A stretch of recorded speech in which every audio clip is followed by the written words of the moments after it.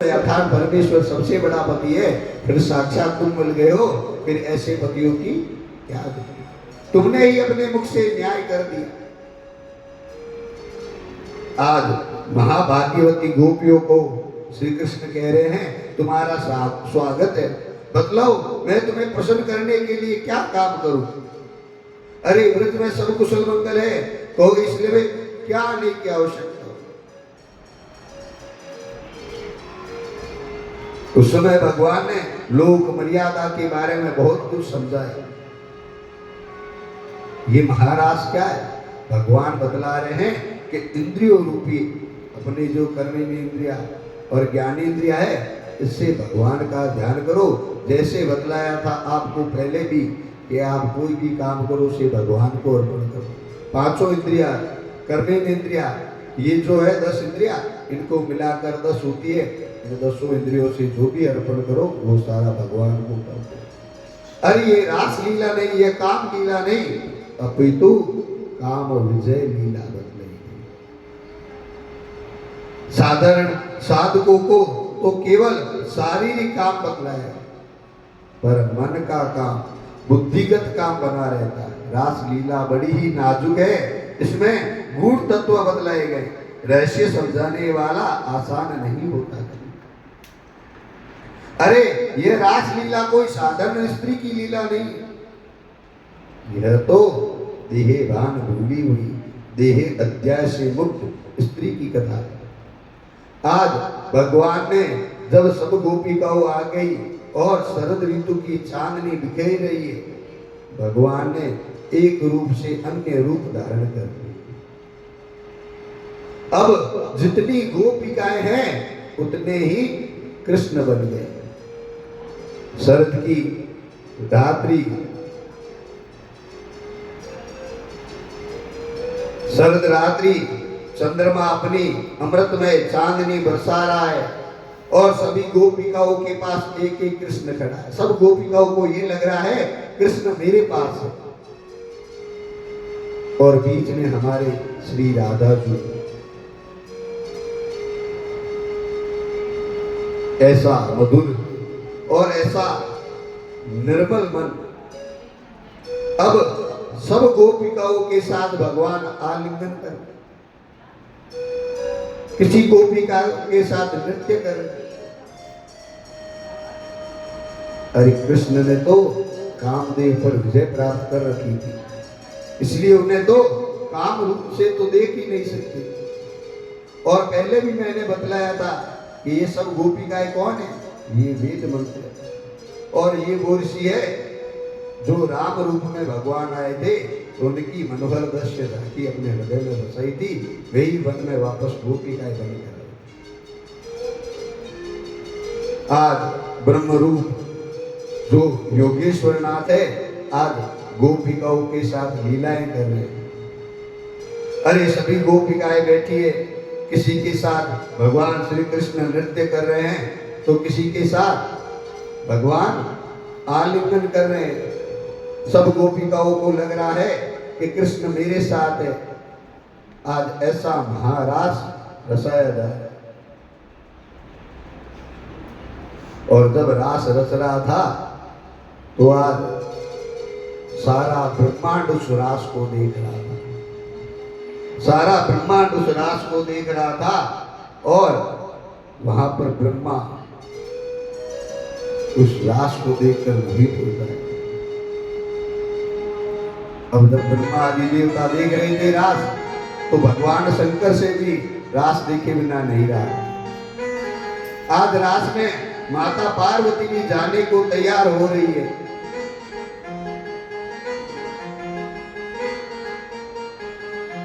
तो देखिए कैसे सुंदर भजनों द्वारा इस रास का प्रसंग आपको बतलाया गया है। लेकिन एक बात बतला दूं कि जब भी भगवान का रास रचे तो आप भी ये सोच लो एक कृष्ण हमारे पास भी बैठा हुआ है। बस इतना ही सोचना है, ज्यादा कुछ नहीं सोचना, केवल इतना ही सोचना है। चाहे वो पुरुष हो चाहे वो स्त्री हो, भगवान ने अभी बतलाया था पुरुष स्त्री के बारे में नहीं, केवल इंद्रियों के बारे में, वो सबके पास सम्मान है। केवल आपको इतना ही समझना है कि कृष्ण मेरे पास में बैठा हो। इतनी पूरी सभा में कृष्ण मेरे पास में बैठा हो। आज भगवान शंकर ने माता पार्वती से कहा, माते कहाँ जा रही हो? तो माता पार्वती ने भोले बाबा से कहा, अरे नीचे शरद ऋतु रात्रि में भगवान रास रचा रहे हैं, आज मैं उनके रास में जा रही हूँ।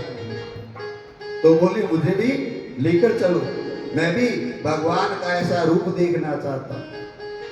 तो बोले रास में केवल वहां पर गोपिकाएं हैं, भगवान आप ये बड़ी बड़ी दाढ़ी जटा बनाए हुए वहां पर क्या करोगे? तो भगवान भोले शंकर भी क्या कहते हैं, वो आपको एक भजन द्वारा बतलाया। Hello hello hello.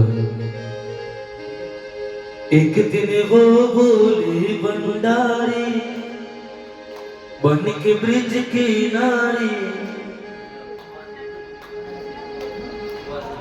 हेलो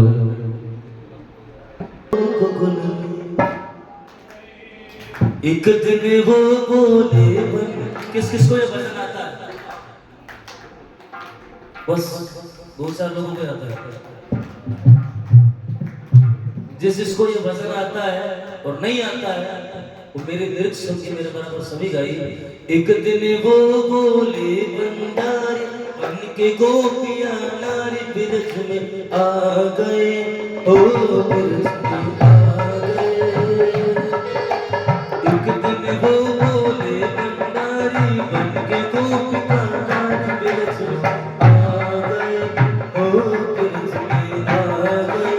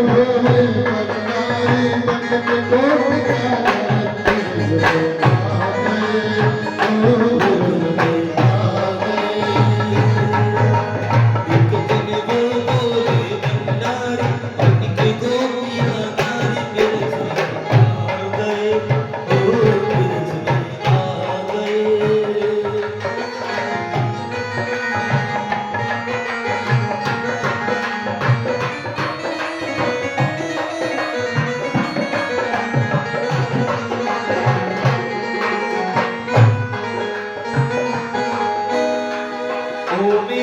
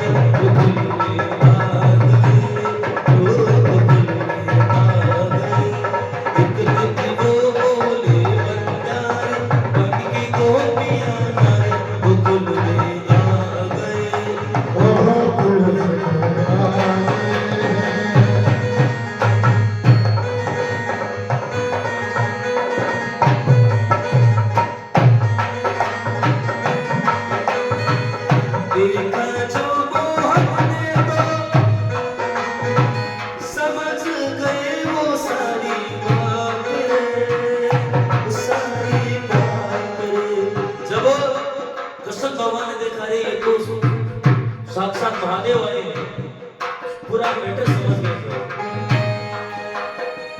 देखा जो मोहन ने तो समझ गए वो सारी बातें।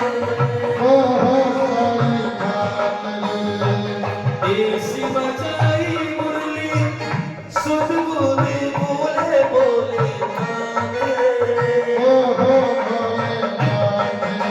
सिर से तो किस सिर से किस जब साड़ी मुस्काए गिरधर वो दिल में आ गए। एक दिन वो बोले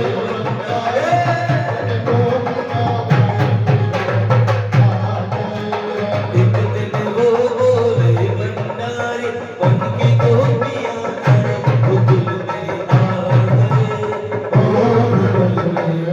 गए। एक दिन वो बोले भंडारी बन के गोपियां वो दिल में आ गए। एक दिन वो बोले भंडारी बन के गोपियां वो दिल में आ गए। एक दिन वो बोले भंडारी बन के गोपियां वो दिल में आ गए।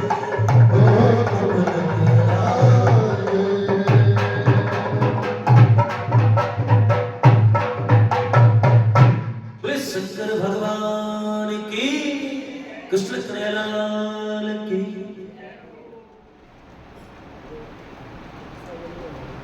रास के मंगलमय प्रसंग को जो व्यक्ति सुनता है, देखी वैसे भागवत पुराण इतना बड़ा है कि मैं पूर्ण जीवन आपको सुनाना चाहूँ तो जीवन कम पड़ जाएगा, क्योंकि भगवान की अपार लीला इतनी लीला है कि मैं सुनाता सुनाता चला जाऊंगा, आप सुनते सुनते चले जाएंगे। लेकिन जो कुछ सुना रहा हूं, अगर आपके हृदय में किंचित मात्र गोविंद कृपा से आपके जीवन में किंचित मात्र भी परिवर्तन आ जाए, गोविंद के चरणों के प्रति आपका मन लग जाए, तो समझ लो कि आप यथार्थ हो। रास के मंगलमय प्रसंग को जो व्यक्ति सुनता है, सुनकर जीवन में उतारने का प्रयास करता है, चिंतन द्वारा इस काम विजय को उन व्यक्तियों के हृदय में भक्ति देवी प्रकट हो जाती। अरे अंत में गोविंद के चरणों में प्रीति हो जाती और हृदय में जो सबसे बड़ा रोग है, क्या है? मनुष्य के हृदय में रोग है काम का। अरे हृदय में जो काम रूपी रोग है, वह काम हमेशा